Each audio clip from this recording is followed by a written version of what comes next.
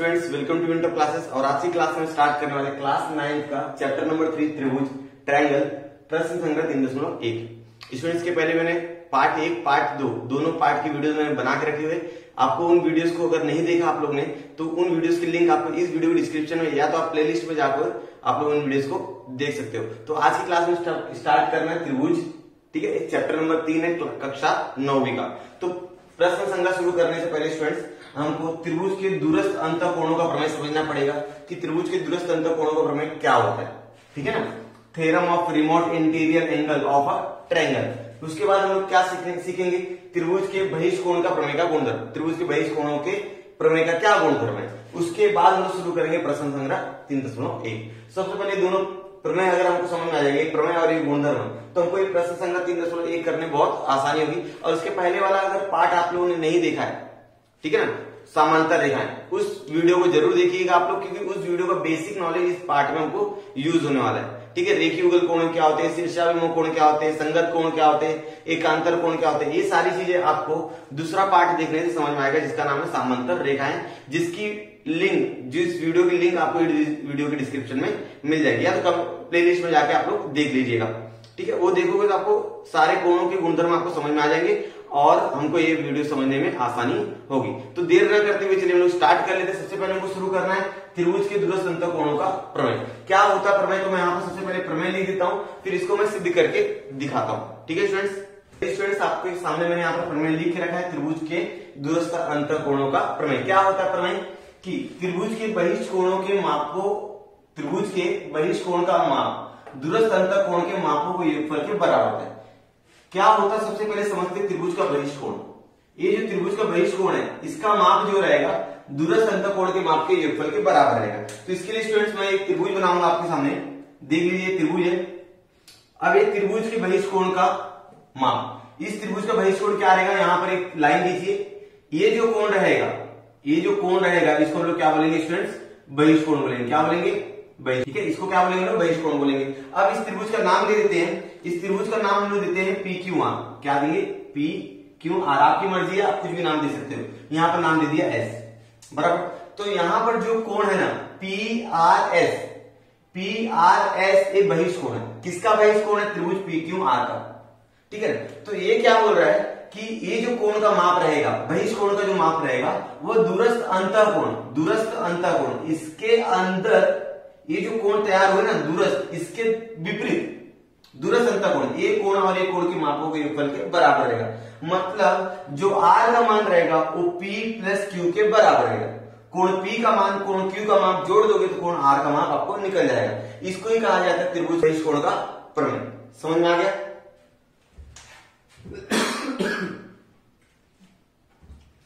तो चलिए स्टूडेंट्स इस प्रमेय को सिद्ध करने की कोशिश करते हैं और मैं सिद्ध करके आपको बताता हूं, ठीक है। सबसे पहले लिखेंगे दत्त। दत्त में क्या लिखे स्टूडेंट, सबसे पहले समझ लीजिए दत्त में क्या है। दत्त में से ये मालूम पड़ता है कि त्रिभुज, ये जो कोण पी आर एस है, ये बहिष्कोण है। हम लोग क्या लिखेंगे, कोण पी आर एस, यह त्रिभुज पी क्यू आर का क्या है, बहिष्कोण। क्या है स्टूडेंट्स, बहिष्कोण। समझा। ये जो पी आर एस है, ये जो कोण है, ये त्रिभुज पी क्यू आर का क्या है, बहिष्कोण। यहां तक समझ में आ गया। सिद्ध क्या करना है स्टूडेंट, सिद्ध क्या करना है, मतलब साध्य क्या करना है। साध्य करना है मुझे, क्या साध्य करना है कि पी आर एस का जो कोण का माप रहेगा, कोण पी आर एस, ये जो रहेगा वो पी और क्यू के योगफल के बराबर रहेगा। मतलब क्यू पी आर या आर पी क्यू बोलो आप, आर पी क्यू बोल दीजिए, दूसरा कोण पी क्यू आर बोल दीजिए, पी क्यू आर, इसके योगफल के बराबर रहेगा पी आर एस। बराबर यहां तक समझ में आ गया।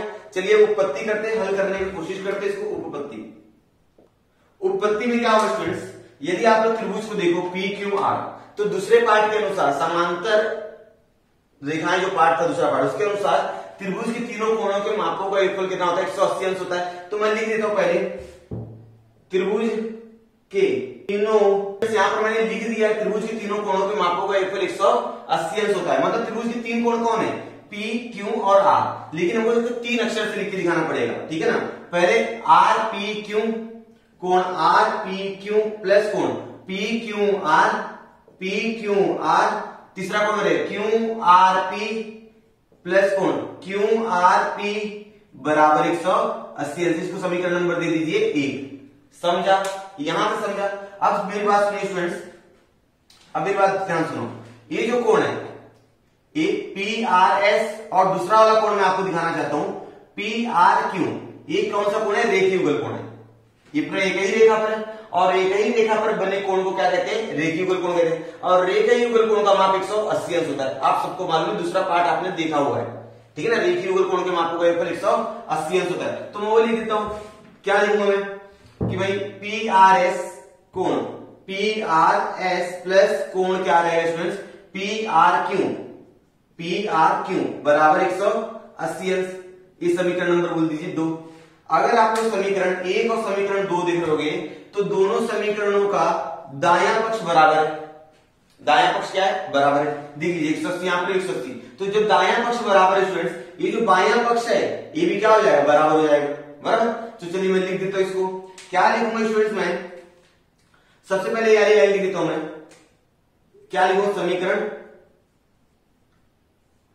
1 और 2 से, समीकरण 1 और 2 से, समीकरण 1 और 2 से क्या मालूम पड़ता है स्टूडेंट्स हमको कि ए जो रहेगा ए बराबर है इसके। तो मैं लिखूंगा कोण आर पी क्यू प्लस कोण पी क्यू आर, तीनों कोण लिख देना है। क्यू पी आर बराबर रहेगा यार कोण के, तो कोण पी आर एस प्लस कोण क्या रहेगा? P R Q. यहां तक समझ में आ गया? बराबर। अगर आप इसको ध्यान से देखोगे स्टूडेंट्स तो यहां पर पी आर क्यू है, क्या है? यहां पर पी आर क्यू है और यहां पर भी है पी, यहां पर देखिए पी आर क्यू, ये भी तो वही है, नाम खाली आगे पीछे हुआ है, बाकी सेम है। तो ये क्या हो जाएगा? कट जाएगा, क्योंकि यहां पर पी आर क्यू है, यहां पर भी क्या है? पी आर क्यू है। बराबर। क्या क्या बचा उसको लिख दीजिए आप लोग। क्या क्या बचे स्टूडेंट्स? तो इसलिए कोण P R P Q plus कोण पी क्यू आर ये बराबर रहेगा कोण पी आर एस के, कोण पी आर एस के। देखिए ये सिद्ध करना था स्टूडेंट्स, पी आर एस जो है वो आर पी क्यू और पी क्यू आर इनके क्या है? बराबर है। इसलिए क्या हो गया स्टूडेंट्स? साध हो गए। क्या हो गया? ये साध हुआ। इसलिए हम बोल सकते हैं कि त्रिभुज के बहिष कोण का प्रमेय, त्रिभुज के बहिष कोणों का माप, ये जो बहिष कोण है पी आर एस, त्रिभुज के बहिष कोणों का माप उसके अंतः कोणों के मापों के ऊपर के बराबर होता है। लेकिन कौन सा अंतः कोण? दूरस्थ अंतः कोण। समझ में आ गया? पक्का समझा? चलिए इस तरह से यहाँ पर एक लाइन लिख दोगे आप लोग, यही लाइन उठा के यहाँ पर लिख दोगे वापस से। इसलिए ये प्रमेय वाली जो लाइन है ना, यहां पर वापस लिख दोगे। ठीक है, समझ में आ गया आप लोगों को? चलिए अब दूसरे टॉपिक देख लेते हैं। हमारा यहाँ पर क्या है? त्रिभुज के बहिष कोण के प्रमेय का गुणधर्म।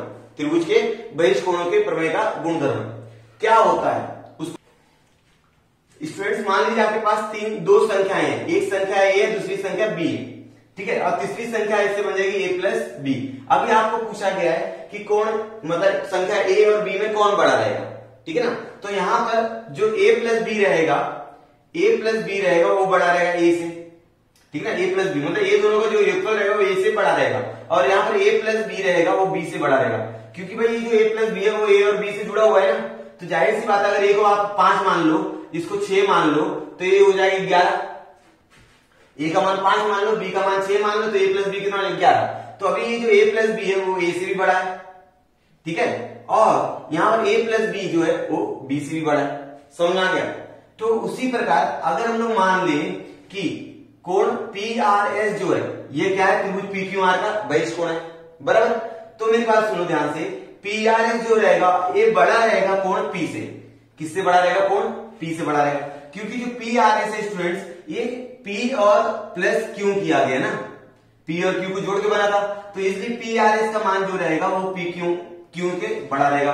और दूसरी शर्त, पी आर एस जो रहेगा ये बड़ा रहेगा क्यू से, कोण क्यू से, ठीक है। तो इससे क्या समझ में आता है? इससे एक बात समझ में आती है, त्रिभुज के बहिष कोण का माप उसके दूरस्थ अंतः कोणों के मापों से बड़ा होता है, ठीक है ना। त्रिभुज के बहिष कोण का माप इसके दूरस्थ अंतः कोण के बड़ा होता है। ये जो माप रहेगा दूरस्थ अंतः कोण से क्या रहेगा?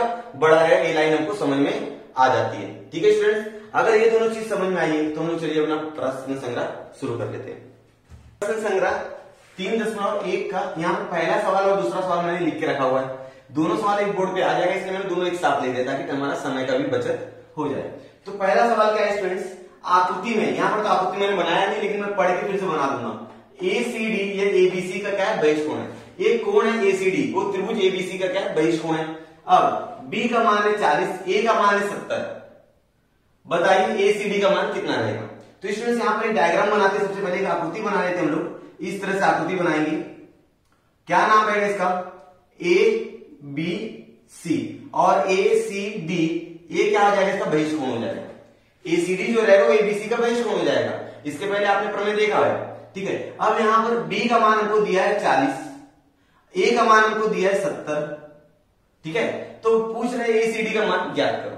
इसमें पहले सवाल हल करने से पहले हम लोग यहां पर लिखेंगे हल, और जो मान दिया है पहले उसको लिख दीजिए। कोण बी का मान दिया है 40, सवाल में जो दिया है सबसे पहले उसको लिख दिया जाता है। फिर कोण बी का मान दिया है 70, इसको लिख लिया मैंने, ठीक है।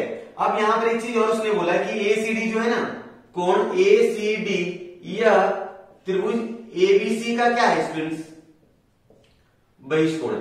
क्या है, बहिष्कोण है। समझ में आ रहा है मेरी बात। तो अगर वो बहिष्कोण है तो एसीडी का मान ए बी और ए के योगफल के बराबर रहेगा। तो मैं वही लिखूंगा कि कोण एसीडी बराबर रहेगा कोण ए प्लस कोण बी, ये दोनों के योगफल के बराबर रहेगा। कारण क्या लिखेंगे, बहिष्कोण का प्रमेय, बहिष्कोण का प्रमेय। समझ में आ गया स्टूडेंट्स। ये प्रमेय बोलता है कि त्रिभुज के बहिष्कोण का कोण का माप उसके दूरस्थ अंत कोणों के मापों के योगफल के बराबर होते हैं, ये बहिष्कोण का प्रमेय बोलता है। तो कोण ए का मान हमारे पास कितना है स्टूडेंट, 70। कोण बी का मान हमारे पास 40, 70 और 40 110 हो गया। तो कोण एसीडी का मान कितना आ गया, 110। ये क्या हो गया स्टूडेंट्स, ये हो गया हमारा उत्तर, ठीक है। गणित में सबसे पहले हल करते हैं, बाद में उत्तर आता है। गणित में पहले हल किया था, बाद में उत्तर आता है। चलिए ये सवाल आपको समझा होगा। अब सवाल नंबर 2 देख लेते हैं। क्या है, त्रिभुज पी क्यू आर है जिसके अंदर पी का मान 70 दिया होगा, 70 अंश, क्यू का मान दिया 60 अंश, तो आर का मान आपको ज्ञात करना है। तो मान लेते हैं हमारे पास एक त्रिभुज है, यहां पर त्रिभुज बना लीजिए। स्टूडेंट जब भी आप गणित भाग 2 करोगे, यानी कि ज्योमेट्री करोगे, भूमिति करोगे, तो जहां भी सवाल में जरूरत हो वहां पर आप आकृति बना दीजिए, ठीक है। ज्योमेट्री मतलब क्या होता है, आकृति से संबंधित रहता है पूरा। आकृति बना दी जहां पे जरूरत पड़े। इसका नाम है पी, इसका नाम है क्यू, इसका नाम है आर, दे दिया। पी का मान है 70, चलो 70 दे दिया। क्यू का मान है 60 दे दिया। आर का मान हमको क्या करना है, ज्ञात करना है। क्वेश्चन मार्क मैंने लगा दिया, ठीक है। अब आपको मालूम है त्रिभुज के तीनों कोणों के मापों का योगफल कितना होता है, 180 अंश होता है। तो मैं स्टूडेंट्स क्या लिखूंगा, हल। मैंने स्टूडेंट्स पहले आपको बताया जो मान दिया उसको लिख लीजिए आप लोग। कोण पी का मान दिया 70 और कोण क्यू का मान दिया है 60, ये आप लोगों ने लिख लिया। आप एक सेंटेंस लिखोगे, त्रिभुज के तीनों कोणों के मापों का योगफल 180 अंश होता है। उसको मैं लिख देता हूं यहां पर, लाइन लिख दी, त्रिभुज के तीनों कोणों के मापों का योगफल 180 अंश होता है। अब देखिए क्या, कोण ए प्लस कोण बी प्लस कोण सी क्या हो जाएगा स्टूडेंट, 180 अंश हो जाएगा, आपको मालूम है। अब मान स्थापित कर दीजिए। कोण ए का मान कितना हमारे पास, कोण ए का मान हमारे पास, सॉरी यहाँ पर पी क्यू आर स्टूडेंट्स, यहाँ पर पी क्यू आर, लिखो पी, क्या लिखो पी, और यहाँ पर क्यू और यहाँ पर आर। ध्यान से लिखिए, जो त्रिभुज का नाम है उसी को। पी का मान है 70, इसलिए क्यू का मान हमारे पास 60 प्लस कोण आर का मान हमको निकालना है, इसलिए 180। इसमें 70 और 60 कितना होता है, जोड़िए 130 होता है, ठीक है ना, 130 अंश होता है, ठीक है। तो कोण आर का मान हो जाएगा हमारे पास स्टूडेंट्स 180 माइनस 130, समझ में आ रहा होगा। तो कोण आर का मान हमारे पास हो गया कितना, 180 में 30 घटा दो 50 आ जाएगा। तो इस तरह से आप किसी भी त्रिभुज में 2 कोण अगर दिया है तो तीसरे कोण का माप आप ज्ञात कर सकते हो बहुत आसानी से, ये प्रमेय लगा के, ठीक है स्टूडेंट्स। तो चलिए इसको स्क्रीनशॉट ले लो, अपनी कॉपी में लिख लीजिए। अब मैं सवाल करता हूं तीसरा और चौथा, और आगे सवाल हम एक एक करके करेंगे। प्रश्न संख्या 3.1 का 2 सवाल हो गया, पहला और दूसरा बहुत आसान था, समझा होगा आप लोगों को। अब तीसरा और चौथा सवाल मैंने यहाँ पर लिख के रखा हुआ है। चलो इसके बीच के अंदर बाउंड्री खींच दे ताकि दोनों के बीच में जगह रहे, ठीक है। तो यहाँ पर तीसरा सवाल है, यहाँ पर चौथा सवाल है, दिख रहा है आपको। चलिए इसको सॉल्व करते हैं हम लोग। क्या है, त्रिभुज के कोणों के माप, कोई त्रिभुज है उसको कोण के माप दिया x अंश, x माइनस 20 अंश, x माइनस 40 अंश हो तो प्रत्येक कोण का माप ज्ञात कीजिए। मान लेते हैं हमारे पास यहाँ त्रिभुज है स्टूडेंट्स, इस त्रिभुज का नाम देते हैं ए, इसका नाम देते हैं बी, इसका लेते हैं सी। दे दिए। पहले कोण को देते हैं एक्स, दूसरे का माप दे देते हैं हमको स्टूडेंट एक्स माइनस 20 और तीसरे वाले का माप देते हैं एक्स माइनस 40। अब मुझे कोण ए का मान, कोण बी का मान, कोण सी का मान ज्ञात करना। कैसे ज्ञात करूंगा? आप सबको मालूम है त्रिभुज के तीनों कोणों के मापों का योगफल कितना होता है? 180 अंश होता है। तो हम लोग क्या लिखेंगे स्टूडेंट्स? हल। सो हम लोग लिखेंगे कोण ए बराबर एक्स अंश माना है, सॉरी ए बराबर मैंने एक्स माइनस 40 अंश माना है, ठीक है ना? इस तरह से लिख सकते हो आप लोग। बी बराबर मैंने माना है एक्स अंश और सी बराबर मैंने माना है एक्स माइनस 20 अंश, ठीक है? तो मैं लिखूंगा त्रिभुज के तीनों कोणों के मापों का योगफल 180 अंश होता है। वो लाइन लिख देता हूं, आपके सामने लिख लिया मैंने। तो इसको स्टूडेंट्स हम लोग ये भी बोल सकते हैं त्रिभुज के अंत कोणों के मापों का योगफल 180 अंश होता है। इस तरह से भी बोला जाता है इसको। तो कोण ए प्लस कोण बी प्लस कोण सी बराबर हो जाएगा 180 अंश। कोण ए का मान हमारे पास है एक्स माइनस 40, कोण बी का मान हमारे पास है एक्स, कोण सी का मान हमारा एक्स माइनस 20 बराबर 180, ठीक है? चलो एक्स एक्स एक्स कितना एक्स है स्टूडेंट्स? 3x है। कितना एक्स है? 3x है। तो मैं लिख दूंगा 3x माइनस 40 माइनस 20 माइनस 60 बराबर, यहां तक समझ में आ गया 180। इसलिए ये माइनस 60 को यहां पर लेके जाइए। 3x बराबर 180 प्लस 60, तो 3x बराबर हो जाएगा कितना? 240, ठीक है? तो x बराबर आ जाएगा 240। ये 3 यहां गुणे आ जाएगा, भाग हो जाएगा। तो 3 से जब काटा 3 अठे 24 और ये 80। तो x का मान कितना आ गया स्टूडेंट्स? यहां पर x का मान आ गया है हमारे पास 80, ठीक है? तो त्रिभुज के कोण क्या बोलेंगे? त्रिभुज के कोण a बराबर हम लिख देंगे, कोण a बराबर हमको लिख मालूम है x माइनस 40 अंश। तो क्या लिखेंगे? x का मान 80 है, 80 माइनस 40 कितना आ जाएगा स्टूडेंट्स? गुणे 40 अंश। कोण b हमारे पास कितना है स्टूडेंट्स? x अंश है, तो x का अंश का मान है 80। कोण c का मान कितना हमारे पास स्टूडेंट्स? x minus 20। तो हम लोग क्या लिखेंगे? 80 माइनस 20 कितना आ जाएगा? 60। तो एक कोण रहेगा आपका 40, दूसरा रहेगा 80, तीसरा रहेगा 60। समझ में आ गया? इस तरह से भी आप लोग कर सकते हो। ये मैंने एकदम अच्छे से डिटेल में समझा, आपको समझा भी होगा। चलिए ये सवाल समझ में आ गया, तो आप लोग चौथा सवाल करते हैं। क्या बोला है?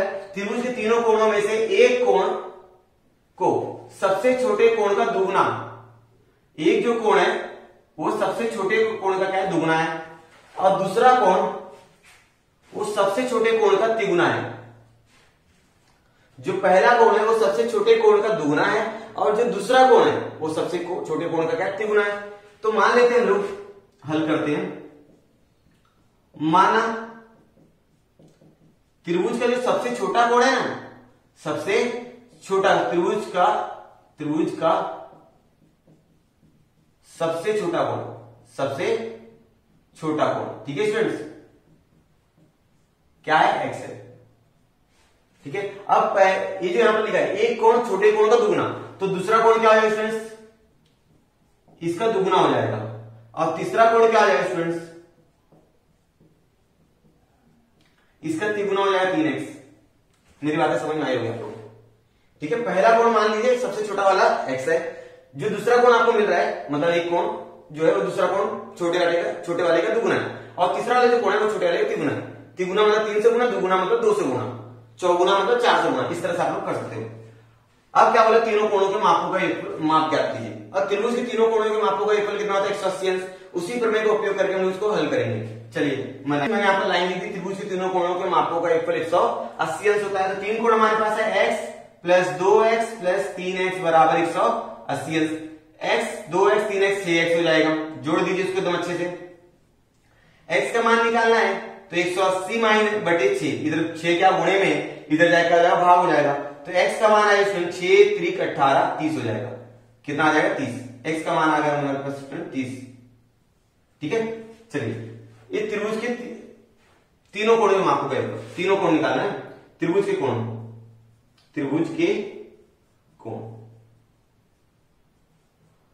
क्या हो जाएगा स्टूडेंट्स? पहला x बराबर 30 अंश, 2x बराबर 60 अंश और 3x बराबर 90 अंश। कैसे हो आपको मालूम है? 2x मतलब 30 में 2 से गुणा करो 60, 3x मतलब 30 में 3 से गुना करो 90, तो ये तीन कोण आ गया आपका 30, 60, 90। समझ में आ गया स्टूडेंट्स? तो चलिए ये हमारा तीसरा सवाल था और ये चौथा सवाल था। उम्मीद आपको समझा होगा। अब मैं इसको मिटाता हूं, आप लोग इसका स्क्रीनशॉट ले लीजिए और कॉपी में लिख लीजिए। अब हम लोग करेंगे सवाल नंबर 5 और 6। तो चलिए स्टूडेंट प्रश्न नंबर 3.1 का 4 सवाल हमारा पूरा हो गया। 5वां और 6ठा सवाल मैंने यहाँ पे लिख के रखा हुआ है। आपको चारों सवाल एकदम अच्छे से समझे क्या? समझे ना? तो चलिए हम लोग करते हैं 5वां और 6ठा सवाल। बहुत आसान है भी सवाल। देख लीजिए 5वां सवाल क्या आपके सामने, आकृति में दिए गए कोणों के मापों के आधार पर आपको एक्स वाई जेड का माप ज्ञात करना है। यहाँ पर एक्स वाई जेड दिख रहा है, इन तीनों कोणों के मापों को ज्ञात करना आपको। क्या करेंगे स्टूडेंट्स? हल करेंगे। सबसे पहले हम लोग हल देखिए, अगर आपको स्टूडेंट जेड ज्ञात करना है, अगर आपको z ज्ञात करना है तो z क्या है? रेखीय युगल कोण है। यहाँ का कोण और यहाँ का कोणों का योगफल करोगे तो 180 अंश मिलता है। तो z यहाँ पर रेखीय युगल कोण है। ये बात आपको समझ में आ गई है। तो रेखीय युगल कोणों के मापों का योगफल होता है 180 अंश। अगर ये है 140 तो यहाँ कोण निकल जाएगा, हो जाएगा 40। समझ दिमाग में गया? क्योंकि ये कोण और ये कोण क्या रहेगा? रेखीय युगल कोण रहेगा। उसी प्रकार यदि आप लोगों को ऊपर दिख रहा होगा तो ये भी क्या एक रेखा है। यहाँ का कोण और यहाँ का कोण का योगफल कितना होगा? 140 होगा। तो यहाँ पर हो गया 100 और यहाँ का आपको मालूम 80 होगा। समझा? अब ये कोण मालूम पड़ जाएगा और ये कोण मालूम पड़ जाएगा, तो आपको एक्स निकालना है। तो त्रिभुज के तीनों कोणों के मापों का योगफल का सूत्र लगाएंगे, प्रमेय लगाएंगे और एक्स ज्ञात कर लेंगे। समझा? कुछ आइडिया है क्या? चलिए अब आगे करते हैं। तो मैं क्या बोल रहा हूं, EMR कोण, EMR प्लस कोण क्या है? EMN, ठीक है ना? EMN बराबर 180 अंश। क्या कारण लिखेंगे? रेखीय युगल कोण लिख दिया, मतलब रेखीय युगल कोणों के मापों का योगफल 180 अंश होता है। तो EMR का मान हमारे पास 140 प्लस EMN का मान कितना है? EMN का मान हमारे पास है Z। कितना है स्टूडेंट्स? Z है बराबर 180 अंश। तो Z का मान निकालना मुझे, Z बराबर 180 माइनस 140, तो Z का मान आ जाएगा 40। क्लियर है यहां तक? यहां तक समझा? चलिए इसी प्रकार हम लोग यहां पर निकाले थे, ठीक ये y निकाले थे। तो हम लोग क्या लिखेंगे स्टूडेंट्स? NET, दूसरा कोण क्या है स्टूडेंट्स? NEM 180 अंश। क्योंकि दोनों क्या है? रेखीय युगल कोण, एक ही रेखा पर कोण, यहां का कोण और यहां का कोण 180 अंश होता है। तो हम लोग क्या लिखेंगे? रेखीय युगल कोण, रेखीय युगल कोण। ठीक है ना स्टूडेंट्स? समझ में आ गया? चलिए तो NET का मान कितना है? NET का मान हमारे पास है 100 प्लस NEM का मान कितना है? NEM का मान हमारे पास है y बराबर 180 अंश। चलिए y का मान आ जाएगा स्टूडेंट्स कितना हमारे पास? 180 माइनस 100, तो y का मान आ गया 80। ठीक है, यहां से समझ में आ गया? चलिए x का, y का मान आ गया आपका, z का मान आ गया। आपको x का मान ज्ञात करना है। भाई ये तीनों क्या त्रिभुज के कोण है और त्रिभुज के कोणों के मापों का योगफल कितना होता है? 180 अंश होता है। तो वही लिखेंगे हम लोग। अब याद sorry x plus y plus z लिख दे और 180 अंश लिख दीजिए। क्या लिखेंगे? त्रिभुज के अंतःकोण का प्रमेय।